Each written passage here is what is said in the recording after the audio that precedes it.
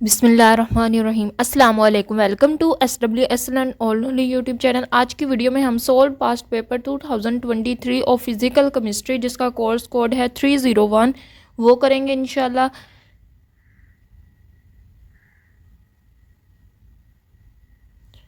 Short question भी इसमें शामिल होंगे और लॉन्ग क्वेश्चन भी। एक एक क्वेश्चन को इजी वर्डिंग में और डिटेल से एक्सप्लेन किया गया है। सबसे पहला शॉर्ट क्वेश्चन है, how metallic conductance different from electrolytic conductance.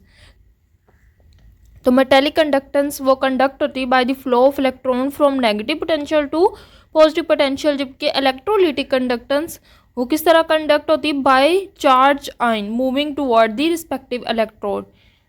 Metallic conductance में केमिकल चेंज नहीं होता है, जबकि इलेक्ट्रोलिटिक कंडक्टेंस में केमिकल चेंज होता है। मेटेलिक कंडक्टेंस इंक्रीज होती है विद डिक्रीज इन टेम्परेचर, यानी टेम्परेचर कम होगा तो मेटेलिक कंडक्टेंस इंक्रीज होगी, अगर टेम्परेचर इंक्रीज करेगा तो मेटेलिक कंडक्टेंस डिक्रीज कर जाएगी। जबकि इलेक्ट्रोलिटिक कंडक्टेंस बिल्कुल इसके उल्ट है, ये इंक्रीज होगी टेम्परेचर इंक्रीज होने के साथ।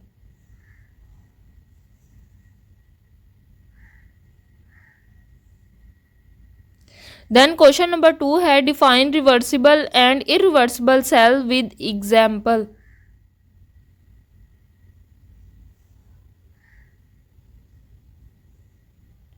Reversible cell is an electrochemical cells that can be reversed by applying an external chemical potential. In other words, a reversible reaction can convert electrical energy into chemical energy and vice versa. Reversible cells एक ऐसे sales होते हैं जो electrical energy को अगर chemical energy में convert करें, तो अगर हम एक्सटर्नल से कोई केमिकल पोटेंशियल दें तो वो उसी केमिकल एनर्जी को दोबारा से इलेक्ट्रिकल एनर्जी में कन्वर्ट कर सकते हैं, यानी वो रिवर्स काम भी कर सकते हैं। The cells can be charge and discharge repeatedly. The cell potential remain constant during discharging and recharging. इसकी एग्जाम्पल है lead acid battery. A lead acid battery is a reversible cell that use lead plates and sulfuric acid and electrolyte. The battery can be discharged and recharged. Then second topic है irreversible cell. An irreversible cell is an electrochemical cell that cannot be reversed by applying an external electrical potential. Once the cell is discharged, it cannot be recharged. The cell potential decreases during discharge. Irreversible cell एक ऐसा cell है जो सिर्फ एक दफ़ा discharge होता है, वो क्या करता है केमिकल एनर्जी को इलेक्ट्रिकल एनर्जी में कन्वर्ट करता रहता है, लेकिन बाद में अगर हम एक्सटर्नल पोटेंशियल अप्लाई करें तो वो कभी भी उस इलेक्ट्रिकल एनर्जी को केमिकल एनर्जी में नहीं कन्वर्ट कर सकता, ना ही उसको स्टोर कर सकता है। इसकी एग्जाम्पल है alkyne battery. An alkyne battery is an irreversible cell that uses zinc and manganese dioxide as electrodes and potassium hydroxide as electrolyte. Once battery is discharged, it cannot be recharged. इन्होंने वही बात की कि alkyne battery को एक दफ़ा अगर हम एक दफ़ा यूज़ कर ले, उसमें से सारी इलेक्ट्रिसिटी डिस्चार्ज हो जाए तो उसको दोबारा रिचार्ज नहीं किया जा सकता। क्वेश्चन नंबर 3 है डिफाइन टर्म्स। सबसे पहली टर्म है कंडक्टेंस। कंडक्टेंस क्या है? Conductance is reciprocal to resistance.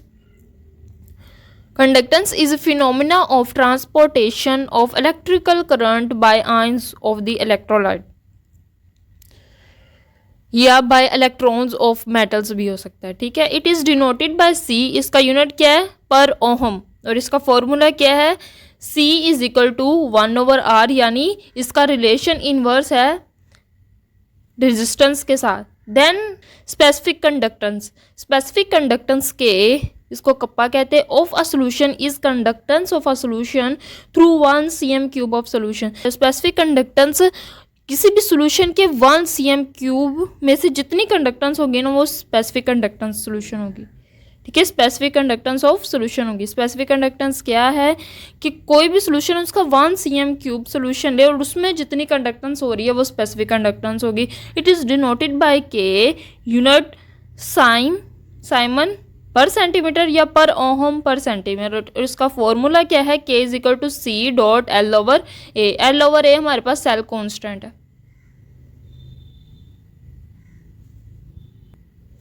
Then third term है स्पेसिफिक रेजिस्टेंस। स्पेसिफिक रेजिस्टेंस, जिस तरह specific conductance 1 cm cube of solution से जितनी कंडक्टेंस होगी वो स्पेसिफिक कंडक्टेंस, इसी तरह specific resistance 1 cm cube of solution से जितनी रेजिस्टेंस होगी वो स्पेसिफिक रेजिस्टेंस होगी। Specific resistance is the resistance through 1 cm cube of solution. It is denoted by rho. Unit क्या है? बिल्कुल स्पेसिफिक कंडक्टेंस के बिल्कुल उल्ट यूनिट है इसका ओहम सेंटीमीटर, और इसका फॉर्मूला क्या है? Rho is equal to 1/k। Question number 4 है justify the oxidation potential is a measure of tendency to gain electron. तो इन्होंने इधर बताया कि oxidation potential gain of electron है, इसको आपने जस्टिफाई करना है, जबकि oxidation potential is actually a measure of tendency to lose electron. ठीक है, उन्होंने क्वेश्चन में गलत यूज़ किया कि gain of electron, gain of electron ही है ऑक्सीडेशन। ऑक्सीडेशन क्या है? Lose of electron. तो ऑक्सीडेशन पोटेंशियल क्या होगा? Tendency to lose of electron, not gain of electron. Oxidation potential also known as oxidation voltage is a measure of potential difference required to remove an electron from a species such as an atom or a molecule।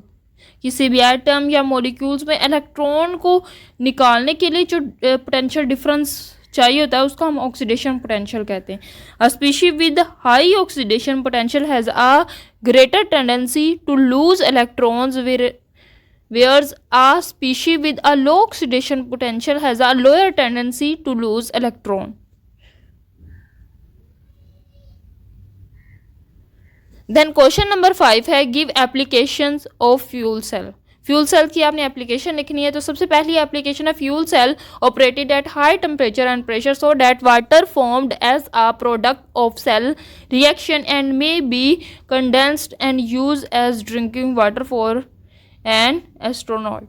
अब जो water है ये produce होता है जब कोई भी fuel cell operate होता है, क्यों फ्यूल सेल्स को चलाने के लिए हाई टेम्परेचर और प्रेशर चाहिए होता है। इसके नतीजे जब वो रिएक्शन ऑपरेट होता है तो हमारे पास वाटर बनता है। जब वो वाटर है हाई टेम्परेचर होने की वजह से वेपर्स में कन्वर्ट होगा। वेपर्स में जब रिएक्शन रुक जाएगा, कंप्लीट हो जाएगा, दोबारा कंडेंस किया जाएगा और उसको ड्रिंकिंग पर्पज़ के लिए यूज़ किया जाएगा। इसकी दूसरी एग्जाम्पल है the fuel cells produce electricity and pure water during flights in space. ठीक है, ये इलेक्ट्रिसिटी प्रोड्यूस करता है प्योर वाटर। वाटर वाला तो पहला ही लिखेंगे, और इसमें दूसरा क्या है कि इसका मेन पर्पस होता है इसने इलेक्ट्रिसिटी प्रोड्यूस करना, लेकिन इसके साथ साथ वो हमें वाटर भी फ्राहम करता है। तीसरी एप्लीकेशन है fuel cells are light portable and source of electricity. Fuel cells light होते हैं, पोर्टेबल होते हैं, एक जगह से दूसरी जगह लेके जाया जा सकता है और इनसे इलेक्ट्रिसिटी तो प्रोड्यूस होती ही है। चौथा है fuel cells do not produce pollutants. Fuel cells होते हैं ये पोल्यूशन काज नहीं करते। Fuel cells are very efficient, they convert about 75% of fuel bond energy into electricity. और फ्यूल सेल्स बहुत ज़्यादा एफिशिएंट होते हैं, ये तकरीबन 75% जो फ्यूल्स हैं उनकी एनर्जी को केमिकल एनर्जी में कन्वर्ट करते हैं। देन है question number 6 explain hydrocarbon cell. A hydrocarbon cells also known as hydrocarbon fuel cell और a hydrocarbon based fuel cell is an electrochemical device that convert electrical energy of hydrocarbon that convert chemical energy of hydrocarbon into electrical energy। इसमें fuel कौन सा इस्तेमाल होता है? Hydrocarbon fuel such as methane और propane is supply to the anode. और इसमें anode क्या होता है? एनोड पे हमारे पास ऑक्सीडेशन होती है। The hydrocarbon fuel is oxidize at anode releasing electron and forming CO2 and H2O। Cathode पे क्या होता है? कैथोड पे ऑक्सीजन रिड्यूस होती है, रिडक्शन रिएक्शन हो गया। Oxygen is reduced at cathode combining with electron forming water. तो इसका सेल रिएक्शन है CH4 यानी मीथेन प्लस 2H2O ऑक्सीजन मिलेंगे तो गिव्स क्या देंगे? कार्बन डाइऑक्साइड और वाटर। साथ ही इसकी ये फ्यूल सेल्स की डायग्राम है, तो आपने इसको भी अच्छे से करना है।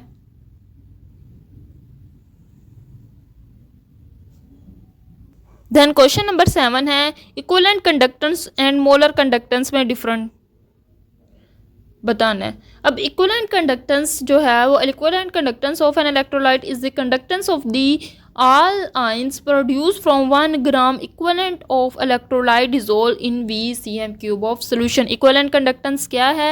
ऐसी conductance जो 1 ग्राम equivalent solute के आयन से कंडक्ट हो. जबकि मोलर कंडक्टेंस क्या है?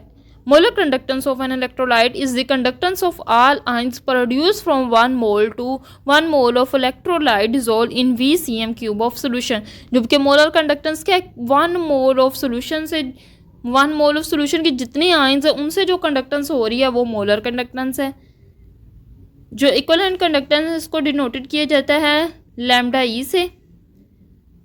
और इसका फॉर्मूला क्या है? फॉर्मूले जो है वो ज़रा उल्ट लिखे गए. मोलर कंडक्टेंस का इक्विवेलेंट कंडक्टेंस में लिखा गया और इक्विवेलेंट कंडक्टेंस का मोलर कंडक्टेंस में लिखा गया. तो आपने इन दोनों को रीअरेंज कर लेना है. ठीक है, यूनिट्स बिल्कुल ठीक लिखे हुए हैं.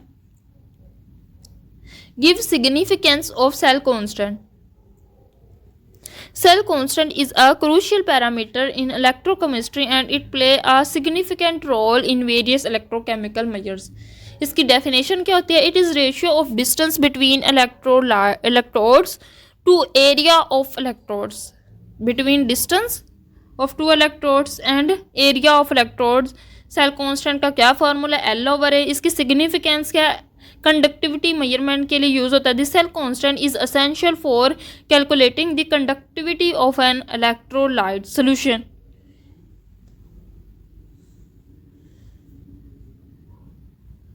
इसका फॉर्मूला जैसे K = C.L/A. अब जो कप्पा है वो किसके बराबर है? Conductance dot L/A. Specific conductance का फॉर्मूला. तो हम क्या L/A यानी सेल कांस्टेंट मालूम होगा तो ही हम स्पेसिफिक कंडक्टेंस फाइंड आउट कर सकते हैं. तो क्या कंडक्टिविटी मेजरमेंट के लिए यूज होता है. और क्या है? Electrochemical reactions. The cell constant can impact the rate of chemical reaction. Also it influence the mass transport and reaction kinetics. Electrode kinetics पे भी the cell constant can impact the electrode kinetic as it impacts the current density and over potential.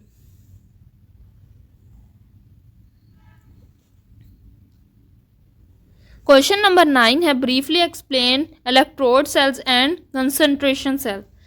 अब सबसे पहले आपको concentration sales का पता होना चाहिए. कंसंट्रेशन सेल्स होते हैं जिसमें EMF प्रोड्यूस होती है due to decrease in free energy occupying the physical transfer of material from one part to another part are called concentration cells. आगे कंसंट्रेशन सेल्स की ही 2 टाइप होती है, electrode concentration cells and electrolyte concentration cells. So electrode concentration cells, the electrode cells also known as electrode concentration cells, in which electrode of same material having different concentration are dipped in the solution of same electrolyte.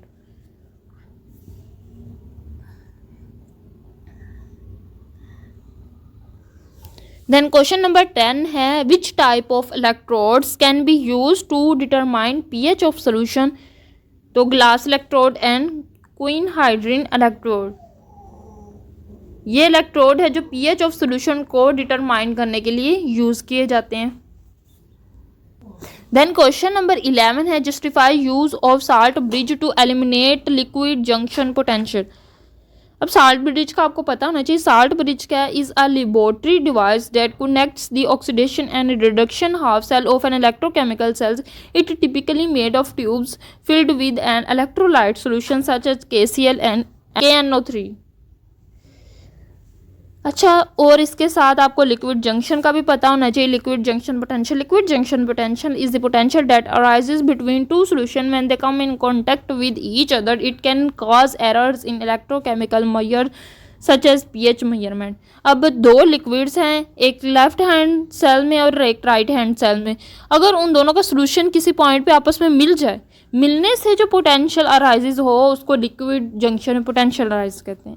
अब जो हमारा main question है उसका answer देखिए. आपको salt bridge का भी पता चल गया, लिक्विड जंक्शन पोटेंशियल का भी पता चल गया. The salt bridge provide a pathway for ions to move between the electrolyte solutions. ठीक है. The movement of solution across movement of ion across the solution from opposite charge layers at point of contact between them. Salt bridge have KNO3 which move to solution and dissociate to give K positive and NO3 negative ions which neutralize the charge and prevent liquid junction.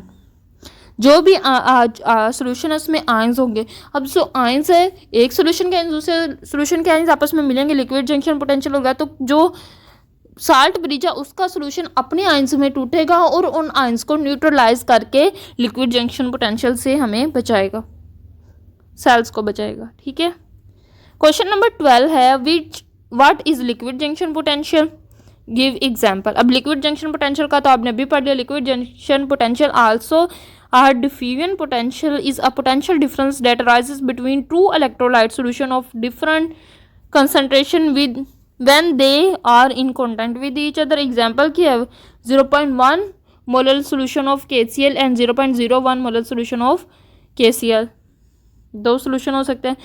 अब देखो एक 0.1 है और एक 0.01 है. जब ये दोनों सोल्यूशन एक दूसरे के कॉन्टैक्ट में आएंगे तो इनमें क्या होगा, पोटेंशियल डिफरेंस है. एक का कंसंट्रेशन और है और एक के कंसंट्रेशन और है. तो दोनों जब एक पॉइंट पे कंबाइन करेंगे तो इनके दरमियान कोई लिक्विड जंक्शन पोटेंशियल अराइज होगा. तकरीबन 12 मिली वोल्ट है इनका लिक्विड जंक्शन पोटेंशियल. अब क्वेश्चन नंबर 13 है what is electrophoretic effect. Electrophoretic effect is slowing of ions mobility in a solution due to movement of ions with opposite charge in a opposite direction. अब कोई भी solution है उसमें कोई ions move करके जा रहा है, एक आयंस को उसके ऑपोजिट आयंस ने घेरा होता है. अब उसने दूसरी तरफ जाना है, उस पर नेगेटिव चार्ज है, उस आयन पे उसने पॉजिटिव प्लेट की तरफ जाना है. तो पॉजिटिव प्लेट तक जाने के लिए उसके जो इर्द गिर्द पॉजिटिव आयंस है वो उसको रोकेंगे उधर जाने के लिए, क्योंकि वो नेगेटिव है और उसको उसके ऑपोजिट चार्ज ने घेरा होता है. तो during application of electromotive force the central ions move in an direction and oppositely charged ion present in their ionic atmosphere move in opposite direction. Solvent molecules also present in ionic atmosphere. It means central ion is moving against the stream. अब वो सारे जो opposite ions है उसको stream कह रहे हैं यहाँ. जो central ion है वो move कर रहा है उन ions की streams के. It means central ion is moving against the stream, hence the motion of central line is retarded. अब जो वो दूसरे अपोजिट चार्ज आयंस है वो उसको रोकेंगे कि तुम ना जाओ, तो उसकी मोशन क्या होगी, कम हो जाएगी, रिटार्डेड होगी. This effect is called electrophoretic effect. अब ये उसकी डायग्राम से भी शो हो रहा है कि पॉजिटिव आयंस नेगेटिव प्लेट की तरफ जा रहा है लेकिन उसको नेगेटिव आयंस ने घेरा हुआ है. नेगेटिव आयंस उसको अपनी तरफ अट्रैक्ट करेंगे और उसकी मोशन को नेगेटिव प्लेट की तरफ रिटार्डेड करेंगे यानी कम करेंगे. इसी तरह क्वेश्चन नंबर 14 है define electrode potential, explain oxidation and reduction potential. Electrode potential क्या है, is tendency of an electrode to gain and lose electron when it is in contact with an electrolyte. इसकी भी आगे दो फर्दर टाइप होती है, oxidation potential होता है, रिडक्शन पोटेंशियल हो गया. किसी ऑक्सीडेशन पोटेंशियल क्या है, किसी भी इलेक्ट्रोड की लूज करने की कितनी टेंडेंसी है वो ऑक्सीडेशन पोटेंशियल है. और ऑक्सीडेशन पोटेंशियल को हम एनोडिक पोटेंशियल भी कहते हैं. जबकि रिडक्शन क्या है, किसी भी इलेक्ट्रोड की टेंडेंसी है to gain electron. Reduction potential को हम कैथोडिक पोटेंशियल भी कहते हैं. देन क्वेश्चन नंबर 15 है what is effect of dilution on molar and specific conductance. अब जो मोलर कंडक्टेंस होती है ना उसमें हमने 1 मोल आयंस लेने होते हैं. जितना भी सोल्यूशन डाइल्यूट करते जाएं लेकिन आयंस 1 मोल ही होने चाहिए. 1 मोल सोल्यूशन के आयंस होने चाहिए. तो क्या है 1 मोल सोल्यूशन हमने लिया हुआ है, उसमें अगर पानी डालते जाएं तो हमने पूरे सोल्यूशन की कंडक्टेंस देखनी क्योंकि उसमें 1 मोल्स आयंस है. तो जितनी ज़्यादा डाइल्यूशन होगी आयंस उतने ही एक दूसरे से दूर जाएंगे और उतनी ज़्यादा अच्छी कंडक्टेंस होगी. तो क्या है कि जो मोलर कंडक्टेंस है वो तो बढ़ेगी लेकिन स्पेसिफिक कंडक्टेंस क्या है 1 cm3.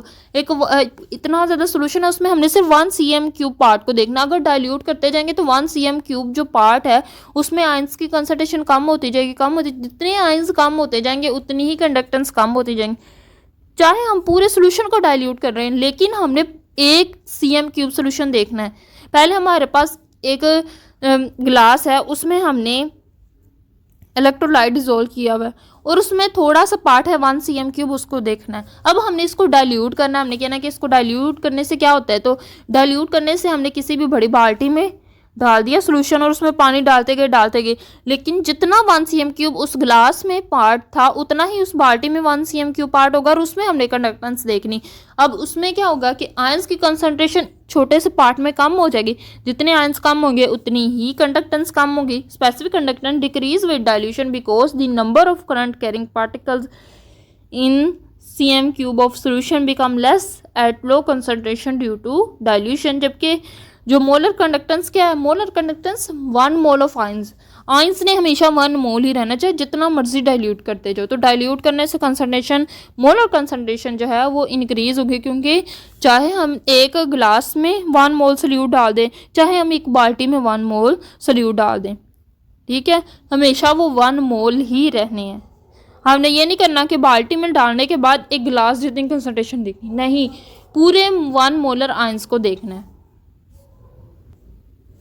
देन लॉन्ग क्वेश्चन है, क्वेश्चन नंबर 2 है, उसका है पार्ट ए है, what are electrolyte concentration cells, how will you determine EMF of concentration cells without transference. तो सबसे पहले इलेक्ट्रोलाइट कंसंट्रेशन सेल्स की डेफिनेशन लिखी है। मैंने आपको बताया कि कंसंट्रेशन सेल्स मेन सेल्स होते हैं, उनकी 2 टाइप्स होती है, इलेक्ट्रोलाइट कंसंट्रेशन सेल्स और electrode concentration cells. Electrolyte concentration cells, the concentration cells in which 2 electrodes are same having different concentration of electrolyte. अब ईएमएफ किस तरह फाइंड की जा सकती है कंसंट्रेशन सेल्स की विदाउट ट्रांसफेरेंस। तो EMF of electrolyte concentration cell without transference, इसमें सिंपल हमने नर्स इक्वेशन अप्लाई करनी होती है किसी भी सिस्टम पे।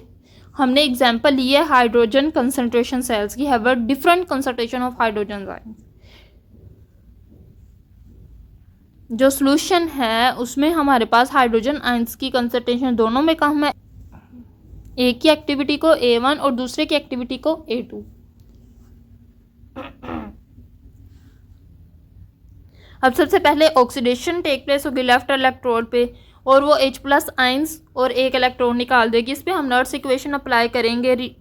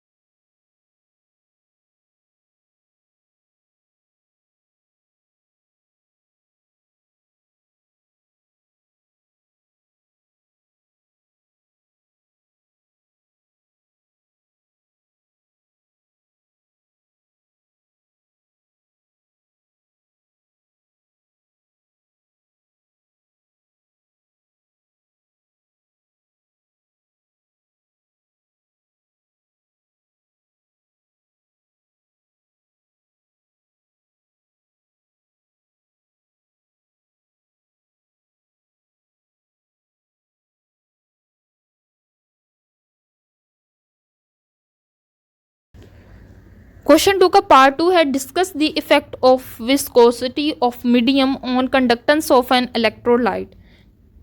तो conductance of electrolyte is phenomena of transportation of electric current by ions of an electrolyte. Conductance is reciprocal to resistance, it is denoted by C और इसका फॉर्मूला है। Then viscosity of the medium क्या होता है, viscosity is the measure of a fluid resistance to flow. कोई भी viscosity एक term है गाढ़ापन, किसी भी सोल्यूशन का जो गाढ़ापन है ना उसको हम विस्कोसिटी कह देंगे। अब कोई सोल्यूशन है जितना ज़्यादा गाढ़ा होगा उसकी मूवमेंट उतनी ही कम होगी। वाटर ले ले और हनी ले ले, अब हनी ज़्यादा मूव करेगा कि वाटर? ओबियसली वाटर ज़्यादा मूव करेगा, तो वाटर के जो विस्कोसिटी है वो कम है और हनी की विस्कोसिटी क्या है? ज़्यादा। हनी जो है वो ज़्यादा गाढ़ा होता है, तो विस्कोसिटी ज़्यादा होगी तो मूवमेंट भी कम होगी। मूवमेंट कम होगी आयंस की, तो ओबियसली जो कंडक्टेंस है वो कम हो जाएगी। अब पहले विस्कोसिटी की डेफिनेशन, पहले हमने कंडक्टेंस की डेफिनेशन लिखनी है, फिर विस्कोसिटी की डेफिनेशन लिखनी है। Viscosity is a measure of a fluid resistance to flow in the context of electrolytes. The viscosity of the medium refers to the thickness of electrolytes solution. It is typically denoted by symbol eta. Effect of viscosity on conductance, जो हमारा main question था, conductance decrease होगी। As viscosity of the medium increases the conductance of the electrolyte decreases. This is because the increased viscosity hindered the movement of ions, making it more difficult for them to carry charge. क्यों conductance decrease होगी? क्योंकि ions की mobility decrease होगी, reduce होगी। The viscosity affects the mobility of ions in the electrolyte. As viscosity increases, the ions move more slowly, resulting in reduced conductance. और क्या होगी? Resistance increase होगी। जब भी विस्कोसिटी ज़्यादा होगी, गाढ़ापन ज़्यादा होगा, तो रेजिस्टेंस भी ज़्यादा होगी। Then increase viscosity of the medium leads to increase resistance to flow of ions, which in return reduce the conductance of electrolyte. अब हम डिफरेंट इफेक्ट देख लेते हैं। टेम्परेचर का इफेक्ट देख लेते हैं विस्कोसिटी का, विस्कोसिटी पर, और फिर विस्कोसिटी से कंडक्टेंस पे क्या इफेक्ट होगा वो तो हमने पढ़ लिया कि विस्कोसिटी क्या होती है? डिक्रीज होती है। कंडक्टेंस जो है वो डिक्रीज होते हैं विद इंक्रीज इन विस्कोसिटी। अगर टेम्परेचर का इफेक्ट देखें विस्कोसिटी पे तो क्या होगा? The temperature affect the viscosity of the medium. As the temperature increases the mobility of ions increases. Ions क्या होगी? ज़्यादा तेज़ी से मूव करने लगेंगे एंड विस्कोसिटी डिक्रीज, और विस्कोसिटी क्या होगी? कम हो जाएगी, लीडिंग टू इंक्रीज कंडक्टेंस, और हमारे पास कंडक्टेंस इंक्रीज होगी। जैसे कि मैंने इक्वेशन लिखी है, टेम्परेचर इंक्रीज हो रहा है, विस्कोसिटी कम होगी, तो ऑब्वियसली कंडक्टेंस क्या होगी? इंक्रीज हो जाएगी। देन क्वेश्चन नंबर 3 का ए पार्ट है, how would you determine EMF of the cells with amalgam electrode. तो मैंने अमलगम इलेक्ट्रोड लिखा है, इसकी ईएमएफ फाइंड आउट करने की कोशिश की है। In these cells, the concentration of electrode material can be varied taking their amalgam. For example, हमारे पास अमलगम कहते हैं जिंक और मरकरी दोनों को मिला के जो इलेक्ट्रोड बनाया जाए ना उसको कहते हैं अमलगम इलेक्ट्रोड। अब जो दोनों इलेक्ट्रोड हैं उनकी एक्टिविटी डिफरेंट है, एक की A1 है और दूसरे की A2 है। In order to get a different concentration of two electrodes, zinc metal is dissolved in mercury with different activities. When the cell operates, metal zinc is converted into zinc ions. At left electrode पे क्या होगा कि zinc जो ions हैं वो zinc जो है वो convert होगी ions में प्लस 2 इलेक्ट्रॉन देगा। जो zinc है वो 2 इलेक्ट्रॉन देता है। EMF is given as E1, हमने इधर नोट्स इक्वेशन लिखनी, E1 is equal to E naught minus R T over n F. अब यहाँ 2 इलेक्ट्रॉन है तो n की जगह 2 आ जाएगा। Ln A Zn2 पॉजिटिव और A1 पॉजिटिव में कन्वर्ट हो रहा है आयंस, तो आयंस वाली एक्टिविटी ऊपर लिखनी है और A1 नीचे लिखना है, ठीक है। जबकि लेफ्ट राइट हैंड इलेक्ट्रोड पे क्या होगा कि जिंक आयंस इलेक्ट्रॉन लेंगे और Zn मेटल में कन्वर्ट हो जाएंगे। तो इसकी EMF कैसे होगी? E2 is equal to E naught minus R T, n की जगह 2 इलेक्ट्रॉन आए हैं तो 2n Ln। अब पहले क्या है, अब क्या चीज़ बन रही है, जो चीज़ बन रही होगी उसको Ln के बाद ऊपर लिखना होता है। तो A2 बन रहा है, A2 को ऊपर लिखना है और नीचे आयंस वाले A को बाद में लिखना है। तो नेट प्रोसेस क्या होगा कि Zn A1 is equal to Zn A2 और स्टैंडर्ड EMF बराबर हो दूसरे सेल्स की स्टैंडर्ड EMF के, तो क्या होगा दोनों में क्या होगा कि इसकी भी EMF और इसकी भी EMF दोनों को हम स्टैंडर्ड दोनों की EMF को 0 के बराबर सपोज करने के बाद स्टैंडर्ड EMF की जगह 0 0 पुट करेंगे।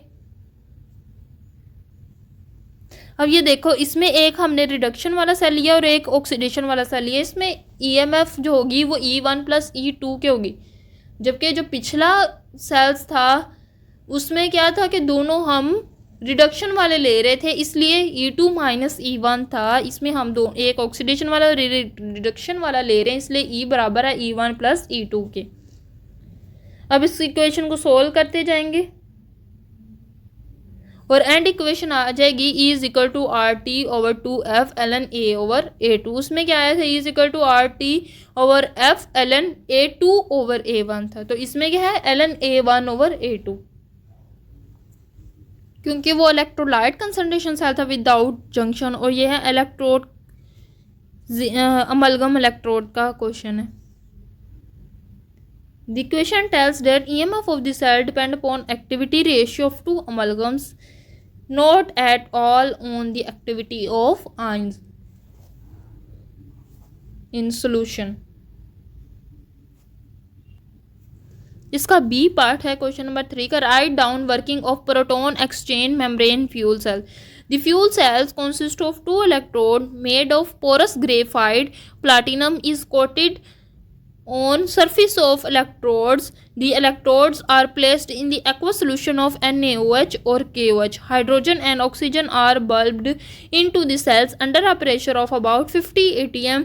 When the electrodes are connected, or a flow of electric current take place. Fuel cells ऐसे सेल्स होते हैं जो फ्यूल की एनर्जी को कन्वर्ट करते हैं इलेक्ट्रिकल एनर्जी में। तो ये सारी उन्होंने उसकी अरेंजमेंट्स, उसकी कंस्ट्रक्शन बताई है, और वो उसमें क्या क्या चीज़ें यूज़ होती है और किस तरह कब ऑपरेट होता है जब कोई भी बाहर से इलेक्ट्रिक करंट अप्लाई किया जाए। ये सिंपल फ्यूल सेल्स की डायग्राम है, देख लिखा है porous graphite electrode coated with platinum. तो ये डायग्राम आपने करनी है अच्छे से। देन रिएक्शन है एट लेफ्ट इलेक्ट्रोड, फिर एक्शन है at right electrode. Overall cell reaction लिखना है।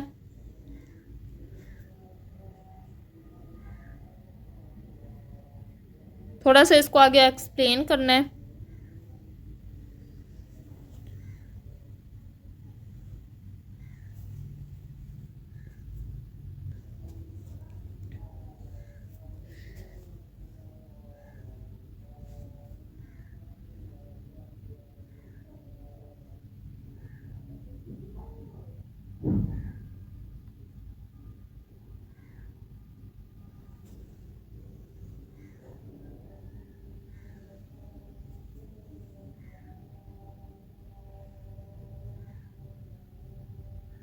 Then efficiency of fuel cells लिखा, the ability of a cells to convert chemical energy of a fuel oxidation reaction into electrical energy is expressed in terms of efficiency of cell.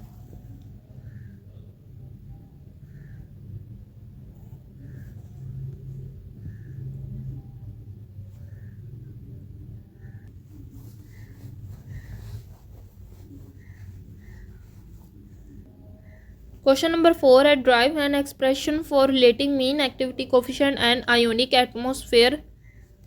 तो आपने इधर से शुरू करना। According to Debye Huckel theory, the energy of ionic interaction in a region, the energy associated with ionic atmosphere is electrical in a region, the energy of charge body that is working expected in the process of charging is the half product of its charge and potential. तो वो आगे इसका definition जो मैंने अभी बताई है उसकी आगे उन्होंने इक्वेशन फॉर्म लिखी हुई है, और एंड पे केमिकल पोटेंशियल की डेफिनेशन लिखी हुई है और उसका फॉर्मूला बताया हुआ है।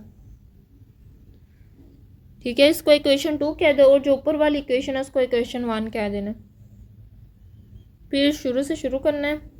For non ideal chemical potential किस तरह लिखा जाता है उसको इक्वेशन 3 कह दो। अब डिफरेंस हमने निकालना है इक्वेशन 2 और इक्वेशन 3 में से, तो वो कुछ यूँ आएगा। डिफरेंस निकालने के बाद जो इक्वेशन बनेगी उसको इक्वेशन 4 कह देना है। अब ये दूसरी साइड पे इक्वेशन 1 है और इस साइड पे इक्वेशन 4 है, इन दोनों को कंपेयर करना। उधर भी ई आई है इक्वेशन 1 में लेफ्ट हैंड साइड की तरफ, और इसमें भी ई आई है, दोनों को कंपेयर करेंगे तो इन दोनों की राइट हैंड साइड एक दूसरे की इक्वल होगी। तो इक्वेशन 1 की राइट हैंड लिखेंगे इज इक्वल टू इक्वेशन 4 की राइट हैंड लिखेंगे और इन दोनों को सोल्व करेंगे तो हमारे पास इक्वेशन 5 बन जाएगी। इक्वेशन 5 में हमने के बताना है कि के हमारे पास क्या है और उसकी इक्वेशन लिखनी है, के किसके बराबर होता है। तो के क्या है, थिकनेस ऑफ मीडियम है और के की क्या वैल्यू है वो लिखिए। अब के इसमें भी एक के है, वो बोल्ट्जमैन, इस के की वैल्यू में भी एक के है जिसको बोल्ट्जमैन कांस्टेंट लिखेंगे। और अब हम के को डायरेक्ट अप्लाई नहीं करेंगे क्योंकि दो के आ जाएंगे, मिक्स हो जाएंगे, तो के की जगह हम आर ओवर एन लिखेंगे। ठीक है, बोल्ट्जमैन कांस्टेंट किसके बराबर होता है, आर ओवर एन के। तो पहले इसमें जो के की वैल्यू, उसमें जो के है उसकी जगह आर ओवर एन लिखेंगे, इसको सोल्व करेंगे और फिर के की वैल्यू हमारी इक्वेशन नंबर 5 है उसमें पुट करेंगे। अब देखो के की वैल्यू में हमने उस छोटे के की जगह आर ओवर एन पुट किया है, इसको सोल्व किया है। सोल्व करने के बाद के की वैल्यू को इक्वेशन 5 में पुट किया है। इक्वेशन 5 में पुट करने के बाद इसको मज़ीद सोल्व करेंगे।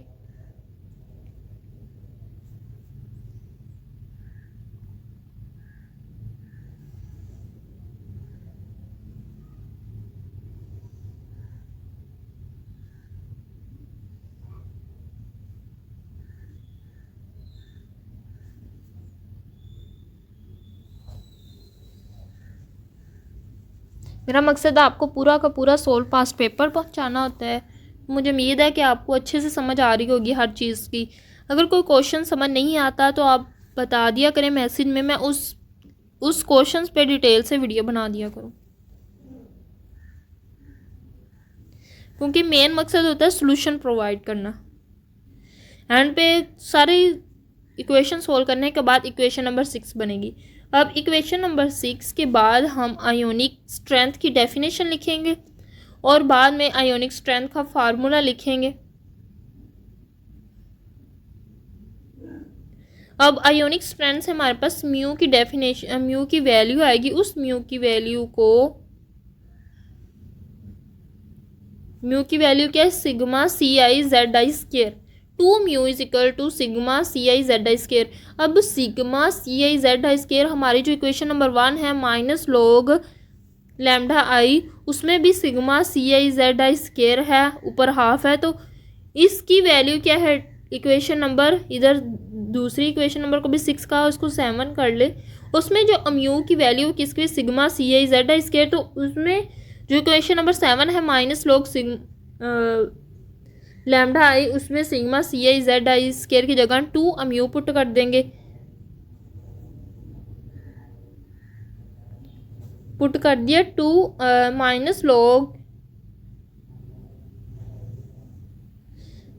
Log lambda i is equal to A Z I square under root 2 mu over D R, उसकी पावर है 3/2।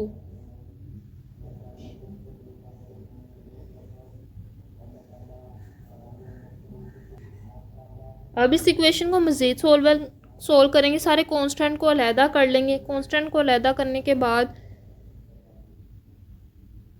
उन सारे कांस्टेंट को ए के बराबर रख लेंगे। Minus log lambda i is equal to A Z I square under root mu. Putting the value of cell constant, सारे कांस्टेंट की वैल्यू पुट करने के बाद हमारे पास फाइनल इक्वेशन बनेगी। इस इक्वेशन को Debye Huckel limiting law equation कहा जाता है। और इसकी वेरिफिकेशन के लिए एक छोटा सा ग्राफ बना दे। Minus log mean activity coefficient is equal to 0.509 Z plus Z negative under root mu plus C. तो ये हमारे पास स्ट्रेट लाइन इक्वेशन है।